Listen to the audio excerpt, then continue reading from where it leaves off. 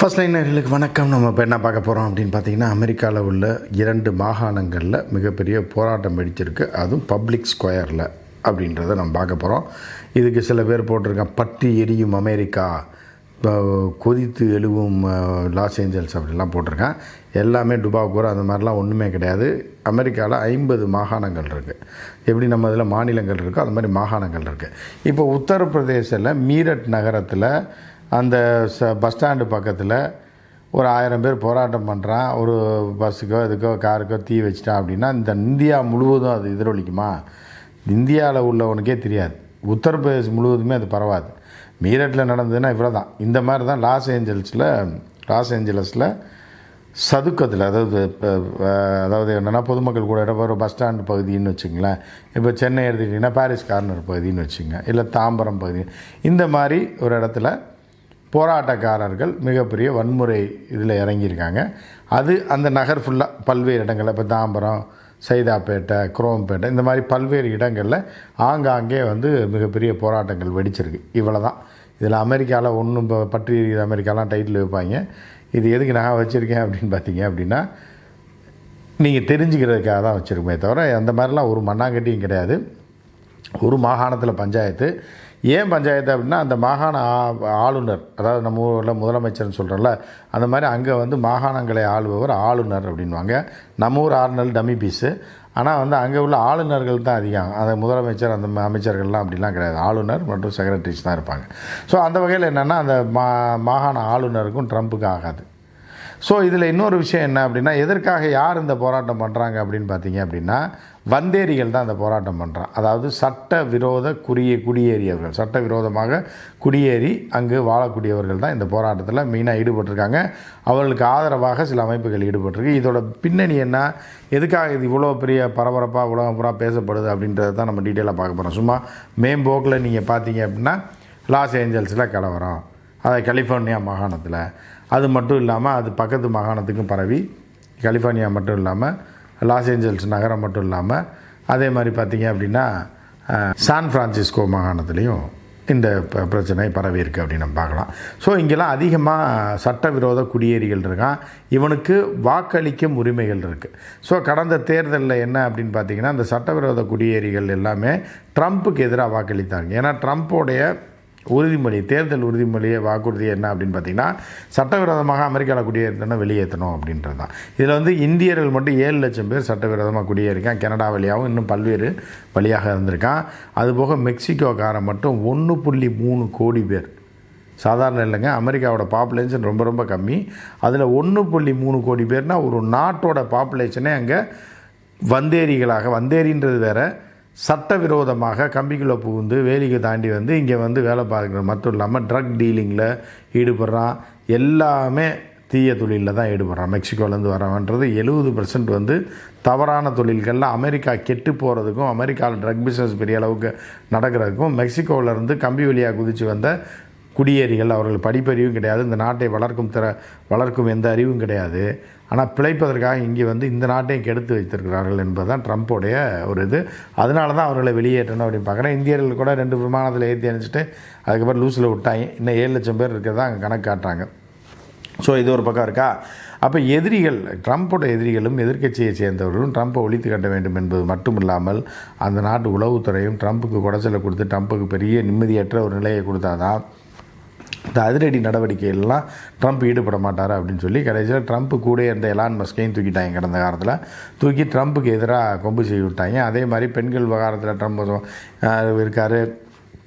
சிறுமிகளோட உறவு வைத்துக்கொண்ட ஒரு மாமாக்காரன் ஒருத்தனை கொண்டு விட்டாங்க.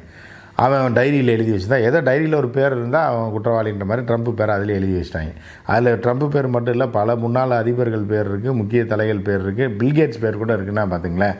அப்போ இதெல்லாம் உளவுத்துறை அங்கே ஏற்கனவே செய்து வைக்கிறது. ஒருத்தன் டாப்பில் இருக்கான்னா அவனை மிக கேவலமான ஒரு விஷயத்தில் கோர்த்து பெண்டிங்கில் வச்சுக்கிட்டே இருக்குது. அதை பற்றி விசாரணை நடத்த மாட்டாங்க, வழக்கும் பதிய மாட்டாங்க, அவனுக்கு தீர்ப்பும் கொடுக்க மாட்டாங்க. இவர் இருக்க கெட்டவர், இந்த மாதிரி இந்த சிறுவர்களோட உறவு வச்சுருக்காரு, சிறுமிகளோட உறவு வச்சுருக்காருன்னு சொல்லி அதுக்கு தனி தீவு இருக்குது அப்படின்னு ஒரு கதையை கிளப்பி விட்டு, ஒரு மித்தை கிளப்பி விடுவாங்க. கிளப்பி விட்டு ஒருத்தன் பேரை கெடுக்கிறதுக்கு உளவுத்துறையை அங்கே இந்த வேலையை செய்யும் அப்படின்றத கடந்த காலத்தில் நம்ம பார்த்துருக்கோம். அந்த வகையில் இப்போ ட்ரம்ப்பை சரிப்பதற்காக இந்த வந்தேரிகள் இருக்காங்கல்ல, அவனுக்கு சாதகமான ஆட்களை வைத்து பெரிய போராட்டத்தை தூண்டி விட்டுருக்காங்க அப்படின்னு நம்ம பார்க்குறோம். எனவே ட்ரம்ப் என்ன பண்ணிட்டாப்புல அப்படின்னா, உடனடியாக கப்பல் படையை அங்கே அனுப்புகிறார். அமெரிக்காவில் கப்பல் படையை சேர்ந்தவர்கள் அனுப்பப்பட்டால் அது ஒரு பெரிய அவமானம். அப்போ அந்த மாநில ஆளுநர் என்ன சொல்கிறாரு அப்படின்னா, அந்த மாநில அரசு, அதாவது நம்ம முதலமைச்சர்னு சொல்கிறோம், அந்த மாதிரி மாநில ஆளுநர் என்ன சொல்கிறாருன்னா, மத்திய அரசுனா உனக்கு ஒரு அளவுக்கு தான் அதிகாரம் இருக்குது. நான் கேட்டால் இப்போ நம்ம ஊரில் எப்படி, நம்ம கேட்டால் தான் மத்திய படைகளில் சிஆர்பிஎஃப் பார்டர் ஏதோ ஒன்று தமிழ்நாட்டுக்கு அனுப்ப முடியும். தமிழ்நாடு சட்ட ஒழுங்கை பாதுகாக்கிறதுக்கு தமிழ்நாடு போலீஸ் இருக்குல்ல, அதே மாதிரி அங்கே உள்ள மாகாண போலீஸ் நாங்கள் பார்த்துட்டு இருக்கும்போது நீங்கள் எதுக்கு மத்திய படையிலேருந்து 2000 பேர் அனுப்பியிருக்கீங்க அப்படின்னு சொல்லி ட்ரம்ப் மேலே பாயிறாங்க. ட்ரம்ப் மேலே அந்த மாகாண அரசு, அதாவது மாநில அரசு வழக்கும் போடுவதற்கு தயாராக இருக்குது. இன்றைக்கி அந்த வழக்கு பதியப்படுறது ட்ரம்ப் மேலே. சட்டத்துக்கு புறம்பாக, அமெரிக்க அரசியல் சட்டத்துக்கு புறம்பாக நாங்கள் கேட்காமலேயே மத்திய படைகளை ஏன் அனுப்புனார் ட்ரம்ப்பு, எனவே ட்ரம்ப் மீது நடவடிக்கை எடுக்கணும்னு சொல்லி நீதிமன்றத்தில் வழக்கு தொடர போகிறாங்க. ஸோ அதை தாண்டி இன்னொரு விஷயம் என்ன அப்படின்னா, நீ மாகாண சுதந்திரத்தில் நீ தலையிடுற, அதாவது மாநில சுயாட்சின்னு நம்ம சொல்கிறோம் இல்லையா, அது மாதிரி மாநில இதுக்கு அதில் நீ தலையிட்டு இந்த அரசியல் சட்டத்தில் குளறுபடியை ஏற்படுத்துகிறாய் அப்படின்னு சொல்லி ட்ரம்ப்புக்கு எதிராக வழக்கு தொடர போகிறாங்க அப்படின்னு ஒரு விஷயம். ஸோ இது ஒரு பெரிய அமெரிக்கா பற்றியது, மண்ணாங்கட்டி பற்றியது இல்லை. அப்படி மாதிரி பேப்பர்காரங்க பூஸ்டப் கொடுக்குறாங்க. ஏன்னா 50 மாகாணங்கள் இருக்குது, மிகப்பெரிய நிலப்பரப்பை கொண்டது அமெரிக்கா. அதில் 2 மாகாண தலைநகரில் ஒரு 4 இடத்துல ஒரு 2000 பேர் கூடி போராட்டம் பண்ணுறான். இது ஒன்றும் பெரிய மண்ணாங்கட்டி பாதிப்பை ஏற்படுத்த போகிறதில்ல. இதை உலகம் பூராமல் பூஸ்டப் பண்ணி ட்ரம்ப்புக்கு எதிரான குரூப்புகளும் சரி, உள்ளூருக்குள்ளே இருக்க ட்ரம்ப்புக்கு எதிரானவர்களும் இதை பெரிய இஷ்யூ ஆக்கி ட்ரம்ப்புக்கு கெட்ட பேர் ஏற்படுத்தணும், ட்ரம்ப் ஆட்சியை ஒழிச்சு கட்டணும்னு இது பண்ணுறான். இதில் வந்தேரிகள், குடியேறிகள், கம்பி வழியாக குதிச்சு வந்தவனு சேர்ந்துக்கிட்டு இந்த போராட்டத்தில் பண்ணிகிட்டு இருக்கான். இதற்கு காரணம் என்னென்னா, லாஸ் ஏஞ்சலில் 45 பேரை பிடிச்சிட்டு போயிடுச்சான் போலீஸ். இதுக்காக இவ்வளோ பெரிய போராட்டம் அப்படின்னு கதையை விட்டு துப்பாக்கி குண்டு, ரப்பர் குண்டை கொண்டு என்ன பண்ணிட்டாங்கன்னா, ஒரு பெண் நிருபர் மேலே நேற்று அடித்தாங்க காவல்துறை. அது தெரிஞ்சு தான் அடித்த மாதிரி தான் இருக்குது. என்ன காரணம் அப்படின்னு பார்த்தீங்கன்னா, ஓவராக லைவில் பில்டப் விட்டதோட விளைவு பின்னாடி சுட்டு விட்டாங்க ரப்பர் குண்டை வச்சு. சுட்டதில் அந்த அம்மா தெரிஞ்சு ஓடி போயிடுச்சுன்னு வச்சுங்களேன். ஸோ இப்படியெல்லாம் பல்வேறு கொலைக்கூத்துகள் நடந்து கொண்டிருக்கிறது. ட்ரம்ப் என்ன சொல்லிப்பா, நான் 2-3 நாளில் நசுக்கிடுவேன், எல்லாத்தையும் அடித்து நகர்த்திடுவேன், எவனாக இருந்தாலும் பார்த்துக்கலாம், அடித்து காலி பண்ணுறனா இல்லையா பாரு அப்படின்னு சொல்லி மத்திய கட்டுப்பாட்டில், ட்ரம்ப் கட்டுப்பாட்டில் இருக்கக்கூடிய கடற்படை வீரர்கள் 2000 பேர் அங்கே அனுப்பியிருக்காரு. எனவே நாளைக்கே எல்லாத்தையும் அடித்து இது பண்ணிடுவாங்கன்னு.